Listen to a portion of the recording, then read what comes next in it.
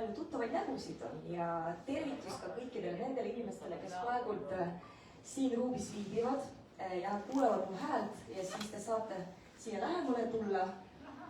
Kohti veel on ja meil tuleb täna vägagi põnev vestlusõhtu. Nimelt koos teiega avame üht äsja trükivalgust näinud raamatut pealkirjaga Ta kinkis mulle vabaduse. Mina olen Margaret Petrova, erialalt olen ajakirjanik ja minu vastas istub selle raamatu autor Jevgenia Barb, kes on samuti ajakirjanik ja tere õhtust, Jevgenia. Tere õhtust kõigile. Jah, Jevgenia, mul on sinu raamat läbi loetud. Ma pean ütlema, et see on vägagi aus, ilustamata, vägagi avameelne lugu sinu elust. Sa kirjeldad vägagi avameelselt oma 4 ebaõnnestunud abielu. Sa viid meid oma lapsepõlve, sa räägid oma rõõmudest, sa räägid oma raskustest ja samuti sa viid meid ka oma nooruspõlve ja tead, läbi kõiki nende raskuste sa otsid vabadust. Just nii, jah. Ja ühel hetkel see tõesti leidis aset, see õnnelik hetk.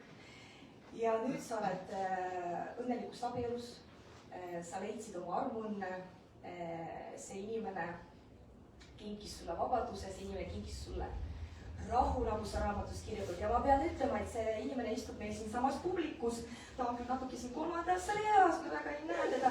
Ja see on siis Jevgenia abikaasa Jüri Nikolaev, kes on täpselt samamoodi ajakirjanik ja tervitame sind siit. Ja Jüri, ma pean sulle ütlema, et sul on ka mõni küsimus, et oled selleks valmis. Ja kindlasti, kui sul tekib ka mõni küsimus, oled lahkesti oodatud neid küsimusi esitama peale meie esitlust ja muidugi ka kõikidelt inimestelt ka küsimused on väga oodatud. Nii et lähme siis raamatu juurde ja Jevgenia, pean ütlema, et sul on vägagi suurepärane kirjutamisanne. Noh, mis on ka loogiline, sa oled ajakirjanik. Ja tead, nii mõnigi inimene on otsustanud oma kirjaniku teed alustada just romaani või krimilooga. Jevgenia, räägi meile, et miks otsustasid kirjaniku debüüdi teha just niivõrd avameelse elulooga? Et olla kirjanik, ma üldse sellest ei mõelnud, et mul oli väga tugev soov jagada oma kogemust, et tegelikult öelda inimestele, et oma elu elamine ei ole häbi, et ei ole üksi sel teel, et kui te midagi teete, võib-olla valesti, teile tundub niimoodi, et siiski see tee viib teid nagu valguse poole ja selles on minu mõte toetada, see on nagu oluline. Just, ja ma lisan siia juurde, et su raamatus on väga hästi selgelt toodud ka see, et vahet ei ole, mis raskused inimest tabavad, on alati olemas võimalus nendest raskustest välja tulla. Et tõesti, nii mõnelgi inimesel võivad olla need raskused ja see raamat on tõesti väga hea näide, kuidas äkki samastuda, et see on siuke õpiku näide igal juhul. Aga tead, kui ma võtsin su raamatu kätte, siis juba täiesti esimestel leheküljedel ma näen siukest märged, et õele Darjale, keda sa ei maini raamatus mitte ühtegi korda, et miks sa selle raamatu just talle pühendasid? Darja on hetkel Türgis kuskil, tal on selline hea võimalus nagu töötada kaudselt ja ta kasutab seda, ta on noor, aga tegelikult ta on minu noorem õde, ta on noorem kui minu vanem poeg 1,5 aastat ja tegelikult nagu minu tütar ja minu soov oli talle üle anda see kogemus, mida mina ise sain naiselt naisele. Öeldes niimoodi, see on väga-väga isiklik ühendus, ütleksin niimoodi. Ta teab seda, et talle raamatu pühendas? No ikka, ta küsis minu käest seda, et miks sa pühendasid minule. No näed, nüüd me saime selle vastuse ja soovime siis talle head Türgi päigest. Me ei ole muidu siin, küll ta saab pärast järele vaadata, aga raamatus räägid sa ka oma emast ja üldiselt vanematest. Aga ma panin tähele, et mitte ühtegi sõna pole isast. Et milline roll on isal sinu elus? Tegelikult isa on väga oluline inimene minu elus, ta on olnud alati toetus ja tugi ja võib-olla just sellepärast ma ei räägi temast raamatus, sest ema figuur oli nähtavam ja tugevam. Aga minu vanemad on elus õnneks ja tegelikult kõik see, mis oli raamatus öeldud, on just selle raamatuse kirjutamiseks. Aga hetkel meil on väga lahedad suhted ja juba vanemad inimesed, minu vanemad. Vot just sa ütlesid, et praegult on teil väga head suhted, aga vot raamatus sa mainisid oma kinnisust, mis tuleneb sul lapsepõlves. Kui praegult on teil head suhted, siis mis oli siis lapsepõlves? Et millest see kinnisus oli tingitud? Et kas sa kartsid oma vanemaid ja kui rangelt nad sind kasvatasid? Tegelikult ma ei kartnud, aga kontrolli oli kindlasti. Lihtsalt mina olin selline inimene, kellele meeldis olla üksi oma mõttedega, võib-olla tegelikult lihtsalt endaga koos. Ja see oli mulle mugavam, kui vanematega võib-olla rääkida ja jagada midagi. Seda on tegelikult väga tunda ja ma räägin publikule ka, Jevgenia räägib raamatus igasugustest juhtumistest, mis tal on lapsepõlves juhtunud, nooruspõlves. Ja ühte ma toon teile ette praegu, seal oli üks sisaliku juhtum, mida Jevgenia kirjeldab väga kilmekalt, et Jevgenia oli 4-5 aastane, siis kui üks agar poiss ütles Jevgeniale, et sina olid just see inimene, kes tappis sisaliku.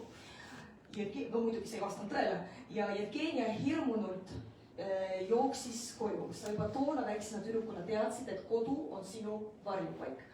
Aga sa ei jooksnud ema ega isa juurde. Et kas kodus oli toona keegi, kelle ees sa ei tahtnud nutta või kas sa juba toona said aru, et sinust ei pruugita aru saada? No ma juba ütlesin, et mulle üksinda seda kaasa elada oli palju, ma ei tea, kas mugavam ja palju mugavam ja see turvaline koht on minu tuba ja mina olen see inimene, kes aitab ja toetab iseenda. No just, alguses peab iseendaga sõbraks saama ja siis pärast on juba muud faktorid. Te elasite lapsepõlves Valgevene sõjaväelinnakus. Sa rääkisid raamatus, et sa käisid kirikus ja see sulle väga meeldis. Jevgenia, saad sa rääkida meile, et millega sa veel peale kiriku käimise toona tegelesid? Mis sulle meeldis teha? Palju lugesin. Raamatud olid minu parimad sõbrad tegelikult ja ma lugesin. Üksi istusin nagu oma toas ja lugesin. Isegi vanemad ütlesid, miks sa jälle luged, palun mine nagu välja õue ja aluta natukene. Aga raamatud olid minu sõbrad. Aga need, kes oleks võinud arvata, et toona lugesid nii, et täna me istume sinu raamatu esitlusel ja sul tuli debüütraamat on nüüd väljunud ja sa just ütlesid ka, et raamatust on näha, et oli range kasvatus. Aga ütle meile palun, et mis reeglid ja kohustused sul vanemate kodus olid? Ja kas sa tundsid lapsena nende reeglitega ennast mugavalt? Tegelikult ma eriti need reegleid ei mäleta. Aga kontroll oli ja ma mäletan seda, et ma olin selline kuulekas laps, et on vaja vanemaid kuulata ja aga ei mäleta neid. No ei peagi mäletama, just. Ja kui raamat sai läbi loetud, siis sinu kirjeldustest jäi mulle mulje, et jah, just tõepoolest olid sa väga üksildane, sulle meeldis asju üksi üle elada. Ja siis oma vanemaid hindad sa justki oma lapsepõlve mälestuste järgi. Kirjutabki ka, et oli pideva kontrolli raske koorma all. Aga Jevgenia, nüüdseks on tõesti sellest palju aega möödas. Sul on ka nüüd oma lapsed. Ja kuidas sa hindaksid praegu oma vanemate kasvatust? Oli see kõik see kontroll õige, mis toona nad tegid? Üldse ei olnud. Tegelikult minu lapsed kasvavad vabaduses ja Jurika kinnitab, et võib-olla isegi liiga vaba. Ja Jüri kinnitab. Ja vabadus meie peres on nagu kõige olulisem asi. Aga tegelikult vastutustunde on ka oluline. Kindlasti ma ei ole selline ema, et lasen kõike. See on ka õige, et peab mingisugune olema see tase ka 50-50. Ja vaikselt liigume juba niimoodi siia Jevgenia abieludesse ja oma esimesse mehesse sa kirjutad raamatus, et sa armusid väga-väga kõvasti. Ja sa tahtsid olla temaga nii psühholoogiliselt kui ka füüsiliselt olla väga seotud.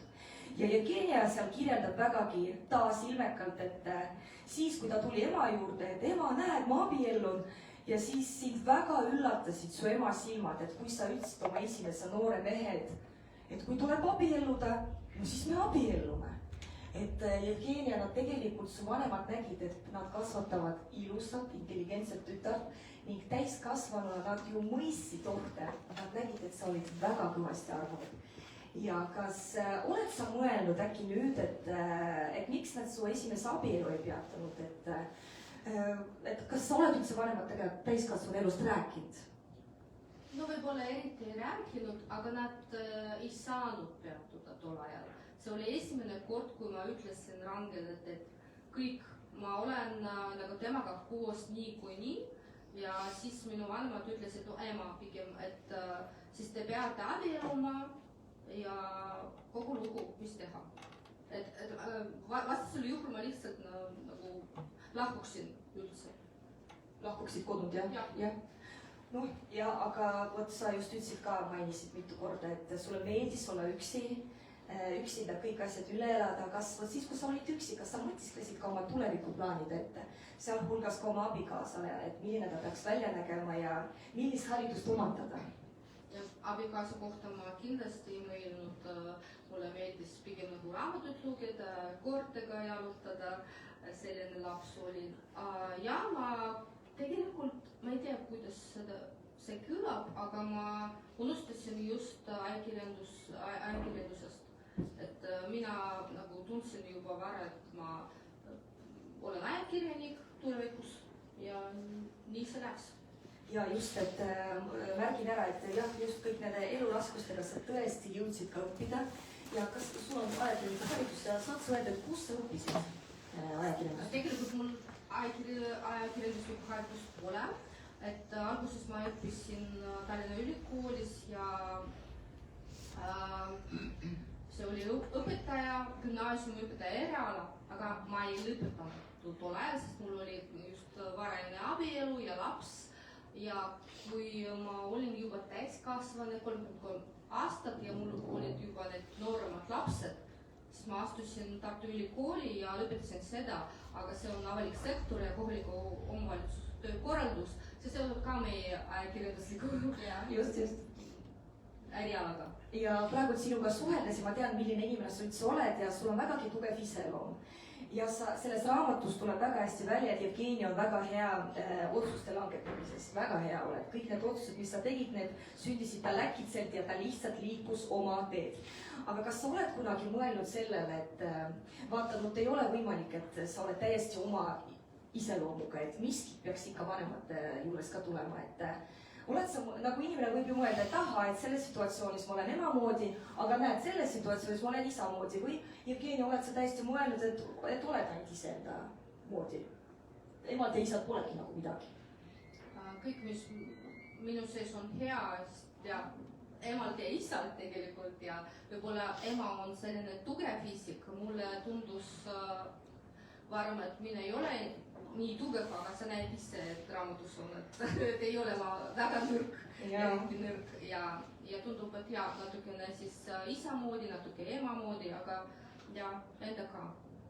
Jevgenia, praeguseks sa oled 3 lapse ema ja kuigi sul oli lapsepõlves pidev kontroll, et mida sa võtaksid oma vanemate kasvatusest kaasa oma lastele või midagi oled juba võtnud sealt ja rakendad oma laste peal? No võib-olla see kõige olulisem asi, et vastutustunne, sellega võib-olla mina pigem nõus, aga tegelikult ma kasvatan oma lapsi just teistmoodi. Vabadus on tähtis. Vabadus ja ma kuulen neid, ma räägin nendega rohkem ja no aga vabadus ja see on see peasõna. Ja selleni me veel jõuame lõpus. Ja Jevgenia kirjeldab vägagi avameelselt oma 4 ebaõnnestunud abielu ja kirjeldab ka seda, et abielude vahel olid tal olnud ka romantilised suhted.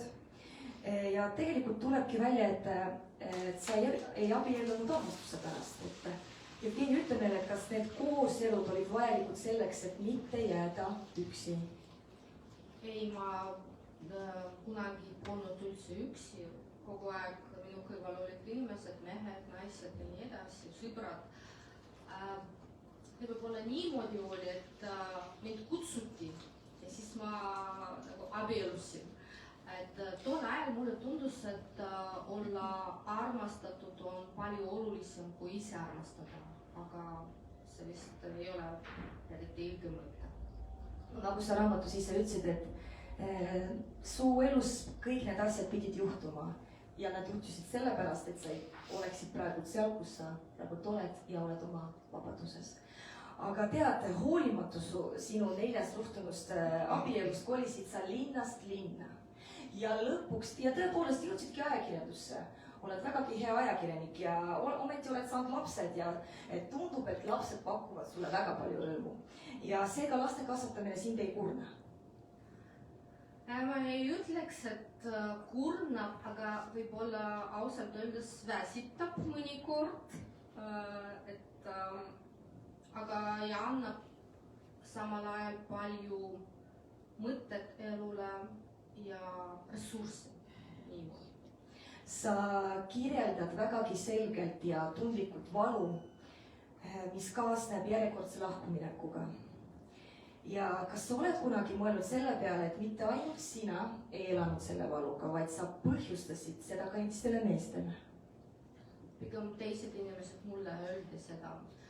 Ja kindlasti ma mõtlesin sellest, aga 2 asja siin. Esimene asi, et siiski ma ei vastuta teiste inimeste tunnete eest ja teine asi, et elu vales ei ole nagu hea ja see aus lahkuminek tundub, et parem kui elu vales.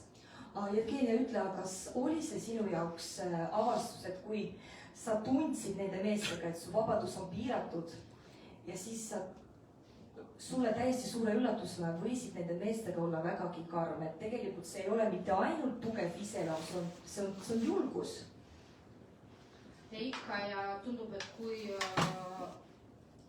on mingi vabaduse piirang, siis sa hakkad nagu enda kaitsma ja võib-olla sellega seoses, jah. Sa just ütlesid, et sa ei saa endiste meeste tunnete eest vastutada ja nii edasi, aga kas sul ikka tead kuskil siin hingepõhjas oli nii, et oled sa kunagi tundnud kahetsust oma endiste abikaasade pärast, et kes sind väga armastasid, aga sina liikusid oma teed, et millised suhted on sul ja lastel nende meestega praegu? Ma ei kahetsenud inimesi. Tegelikult see on kõik minu kogemus ja isegi ma olen väga tänulik, hetkel mulle tundub niimoodi, et ma väga tänulik nendele meestele, kes minu kõrval oli ja kahjuks esimese poja isa on juba surnud ja minu vanemate pojade isa õnneks elus ja me suhtleme normaalselt, nagu normaalsed inimesed. Meil on normaalsed, isegi head suhted. Ja vaata, Jevgenia ei räägi mitte ainult oma igasugustest seikadest, vaid ta jagab meile raamatus ka oma unenägusid ja seal on väga palju ebameeldivaid unenägusid. Aga on ka unenägusid ja mulle meeldib juba vaatab siiapool, et kus kurja lõpus tuleb õnnelik hetk ja see on just, need unenäod on just raamatu lõpus ja see õnnelik hetk on Jevgenia jaoks siis, kui ta kohtub unenäos oma eluarmastuse Jüri Nikolajeviga. Et Jevgenia, ütle meile, et kui sul poleks Jüri kohta unenägusid olnud, et kas sa oleksid siis temaga ühendust võtnud tolle? Me juba teadsime teineteist, aga teine asi, et kas ma teeksin sammu tema nagu vastu, ei tea, võib-olla mitte. Need tunnenäod on väga nagu sundisid mind tegutseda. Ja jäigi mulje, et sa unenägudest saadki kõik need vastused ausalt öeldes. Ma räägin endast, et kui mina midagi näen, ma juba järgmisel hommikul ei mäleta, mis mul seal unenäos ausalt öeldes oli. Aga Jevgenial on täpselt, et unenäod vägagi jagavad talle mingisuguseid asju, mida ta näeb ja ta tunneb, et ta peab tegema nii, nagu seal oli. Ja mida unenäod sinu jaoks tähendavad? Ma tean, et unenäod on alateadvuse keel ja teen nagu oma järelduse sellest ja nad nagu aitasid mind julgeda. Ja nüüd ma tegelikult kutsun siia ka korraks Jürit. Ja. Oled sa sinna minema? Ma mõtlesin, et ei saa seda mikrofoni anda. Ja, et väga sa võid jah siin seist ja vastata, sest see on väga põnev, kuna me räägime praegu unenägudest. Ja Jüri, et kas Jevgenia sa olid tema unenägudes, aga kas oled sa Jevgeniat oma unenägudes näinud? Ning mida sa temast arvasid enne, kui te omavahel suhtlema hakkasite ja üleüldse kooselu hakkasite elama? Rääkä mikrofoni.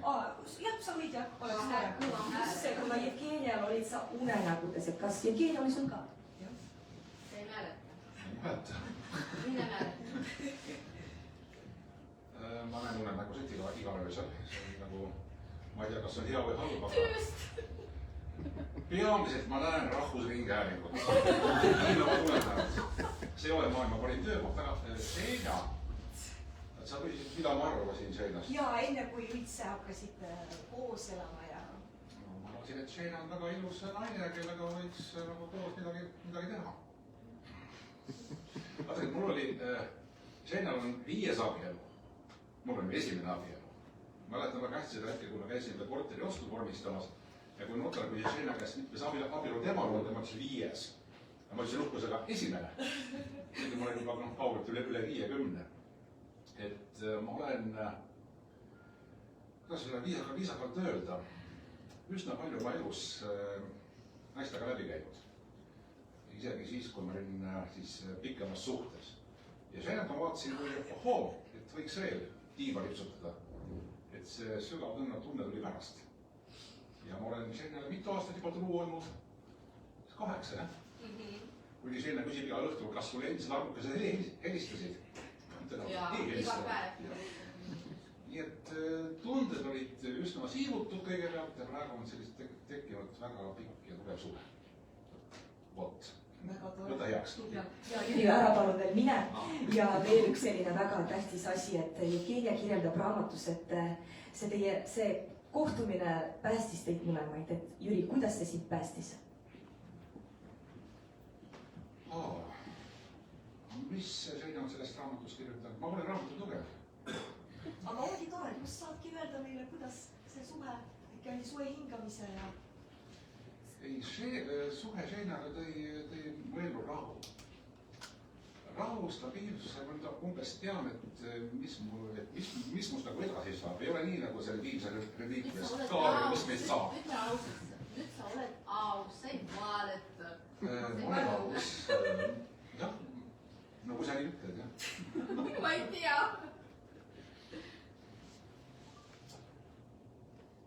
Mulle Seina meeldib. Mul on Seinaga hea koos elada. Oli hea. Imeline. Jah. Ma olen raamatut pärast vaatama. Aitäh sulle, Jüri. Ja tegelikult jah, ongi see, et Jüri jaoks on vägagi üllatus, millest me siin praegu räägime. Aga näed, sellised küsimused ja vaata, kui tore on. Ja ta ei lugenud. Ta ei lugenud, aga pean ütlema, Jevgenial on suurepärane kirjutamisanne ja need raskused, mida sa oled läbi elanud, sa lugejale annad väga lihtsasti need, kirjutad lihtsa käega, et see on ka vägagi selline, et mitte kõik nii ei oska teha. Aga kui me veel peatume siin unenägudes, siis Jevgenia räägi, et kas sa endiselt Jürit oma unenägudes näed? No ja seoses tööga. Me koos töötame ja kui mingi jama või probleem, siis ma nägin unenäos, et Jüri mind toetab ja rahutab, et ära karda, teeme saadet, kõik läheb hästi. No näed, kui tore. Ja veebruar on meil armastuse kuu ja raamatus sa rõhutad ka väga, et et sulle meeldib armastada, sulle meeldib, kui sind armastatakse, sulle meeldib anda tähelepanu, sulle meeldib, kui sulle antakse tähelepanu. Ja Jevgenia, mida armastus sinu jaoks tähendab? No ikka seal on ju vastus. Armastus tähendab minu jaoks vabadus, aga sa küsid võib-olla, mis tähendab vabadus. Me jõuame vabadusse ka, vabadus on okay, aga armastus on kindlasti vabadus olla sina ise, vabadus tegutseda, elada oma elu, lihtsalt, ma ei tea, see on olla iseenda. Me jõudsime nüüd vabadusse, Jevgenia räägib sellest väga palju ja sellel raamatul on tõesti õnnelik lõpp. See on leitud, rahu on leitud, armastus on leitud ja räägi veel nendest punktidest, mida vabadus sinu jaoks hõlmama peab.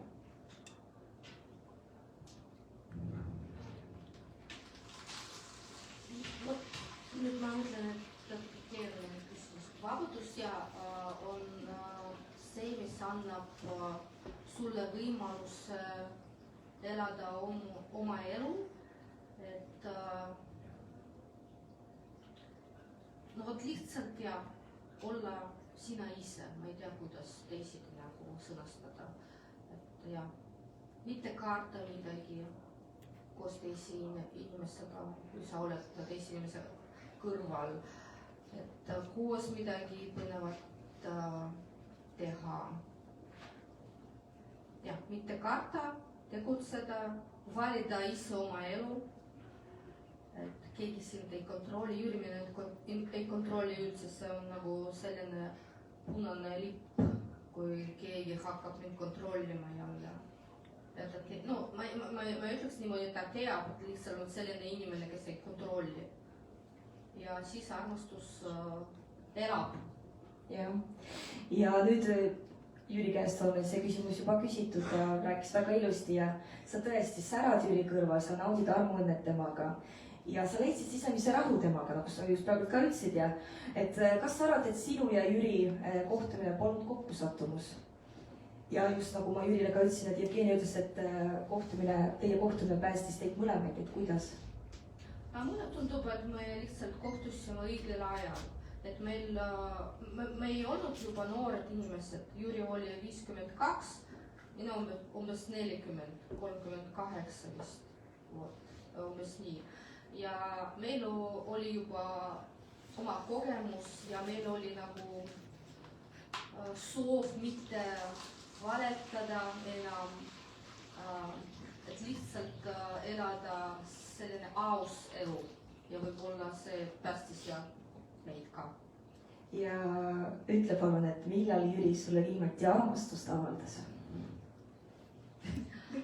See on selline asi, et ma tegelikult ei saa vastata, et see on kuidagi jooksvalt, et me ei pea ju iga päev rääkima oma armastusest, aga Jüri tegelikult räägib. Tundub, et isegi rohkem kui mina teen seda.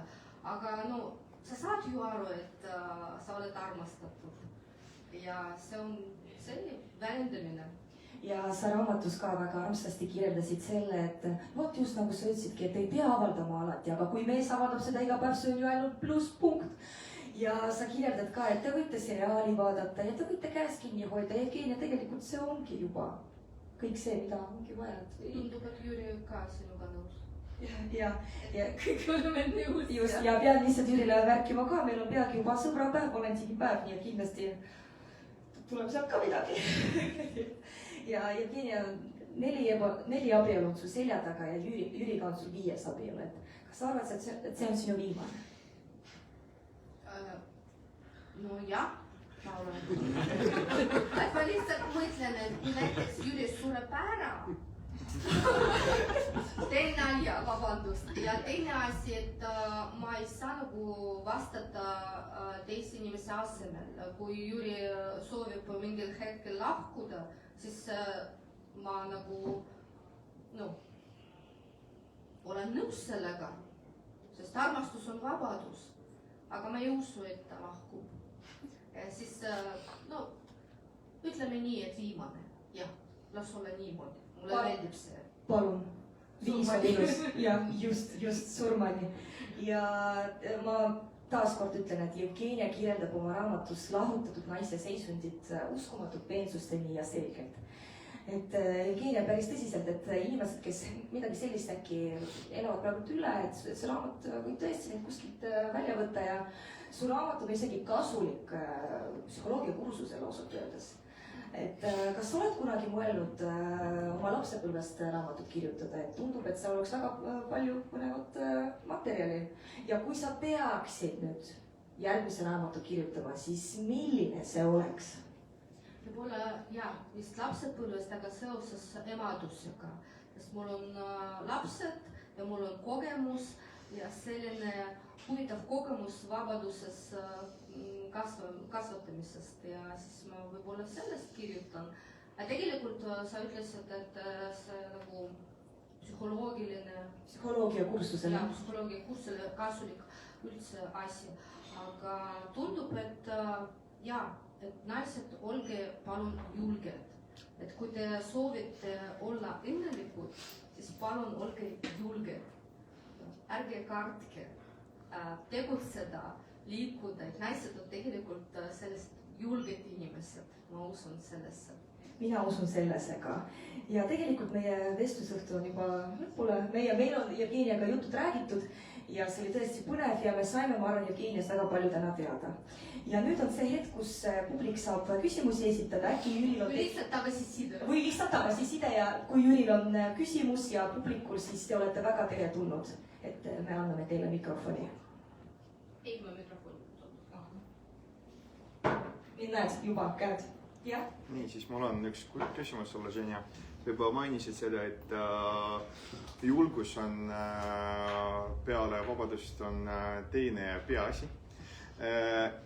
Ja siis lugedes sinu raamatut, ma mõtlesin selle peale, et sa oled inimene, kes suhtleb hästi paljudega inimestega. Sinu abikaasa on hästi tuntuv inimene ka. Ja sa räägid asjadest nii avalikult ja nagu räägid sellest nagu südamest. Ja see vajab hästi palju julgust. Aga samasti, kui ma lugesin sinu raamatut, ma nägin hästi palju neid situatsiooni olukordi, mis on hästi sarnased sellega, mida ma minu elus juba nägin. Tähendab seda, et inimestel, kes loevad sinu raamatut, on need situatsioonid ja olukorrad on hästi sarnased, aga nad ei räägi sellest. Kust sa võtsid selle julgust ja kuidas need inimesed, kes on samas olukorras, mis sina olid, kuidas nad võivad rääkida sellest? Kui ma ei oska vastata, kust ma võtsin. Tundub, et see on elukogemus ja tundub, et võib-olla iga kord ma ei tea, kuidas eesti keeles õigesti öelda, aga astusin läbi enda või переступала через себя, et julge. Oled ennast ületanud.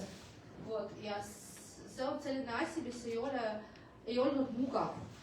See selline väljaminek maailma poole ja ma ei oska nagu õpetada, kuidas seda teha üldse, aga ma väga loodan, et see raamat aitab. Võib-olla natukene aitab, et inimesed näevad, et ma ei ole üksi.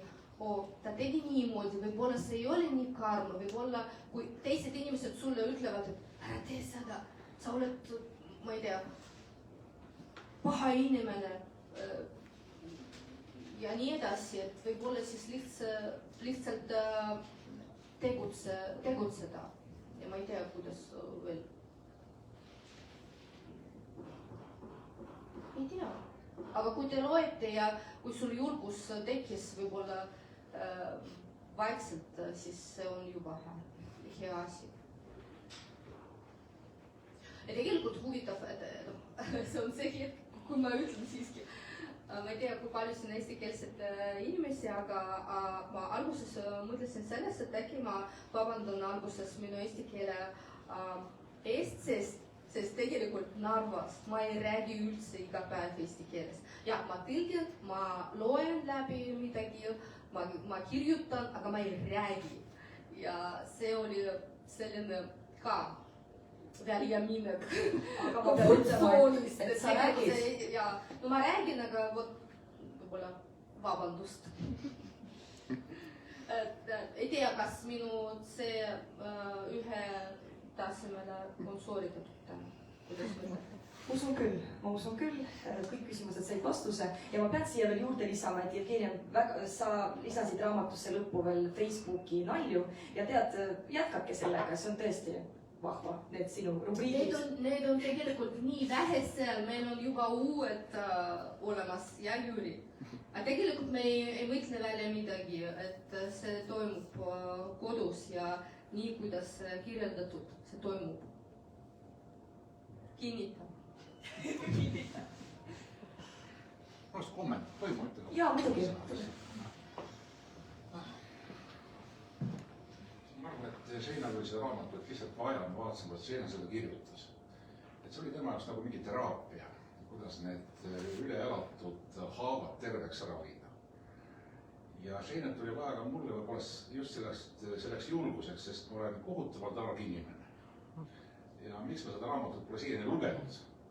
Ma kardan seda lugeda, sest et ma mulle õudselt ei meeldi näha ennast kõrvalt. Ma olen see inimene, kes, ma töö tõttu pean olema mõnikord teles. Ja kui mind telekas näidatakse, ma lähen minema, ma olen teise tuppa. Ma häben ennast vaadata.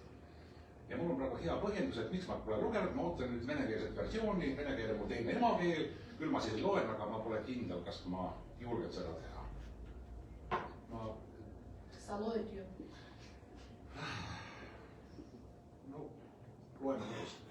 No ja, see oli ka üks asi, et kui ma hakkasin kirjutama enne seda, ma küsisin Jüri käest, kas üldse ta on nõus sellega, sest tegelikult ta ei kontrolli mind, aga ma ka ei saa võtta ja kirjutada raamatu, kus ta on nagu peategelane ja nii avalikult ja mitte küsida tema nõusolekut. Mina olen ju ajakirjanik, ma pean seda tegema. Me oleme pikalt, mitu aastat me oleme koos ära, 8? 8. Millal ma kindlalt teid ütlesin? On sul meeles? Ei. Kui see ütles, et... On vaja. Mis sa arvad, et saaks õige lapse? Siis ma ütlesin ei. Sest kui... See oli ainus kord, kus ma põhimõtteliselt vastu. Aga ma olen nõus. Jah. Kõik muud olukorrad, Žena, tahad, tee. Žgi. Aitäh, Jüri. Et ongi, meie vestlus... Võib-olla mingi ja tagasiside või... Ja tagasiside. Ma tean, et Julia ja Daša nad lugesid. Mis oli kõige raskem asi kirjutamise protsessis? Kirjutada, mäletada, taasavada. Kõige raskem oli see, et kui ma hakkasin kirjutama suvel ja kirjutasin natukene ja siis hakkasin mõtlema, et kas ma pean või kas ma võin jätkata üldse sellega, et kas see on huvitav kellelgi peale mind ja kas see üldse hea või normaalne ja ma olen väga kriitiline enda suhtes ja seni ka. Ja ma ei ole nagu lõpuni rahul selle raamatuga, aga ta sündis ja kui ta sündis, siis las ta olla. Aga jah, see keeruline üldse see... Ausalt öeldes ma isegi ei usunud sellesse, et ta läheb trükki. Et mõnikord me kõik kirjutame kuskile kasti. Ma mõtlesin alguses, et nii see läheb. Aga see oli ka huvitav, et ma ei tea, kust ma võtsin seda julgust üldse nagu minna hea lugu ja pakkuda või Aleksandra juurde. Aga ma tegin seda niimoodi, et karnudega ma teen. Ja siis väikeste sammudega ja see läks, aga kõik see tee oli keeruline ja et ma kahetsesin endas ka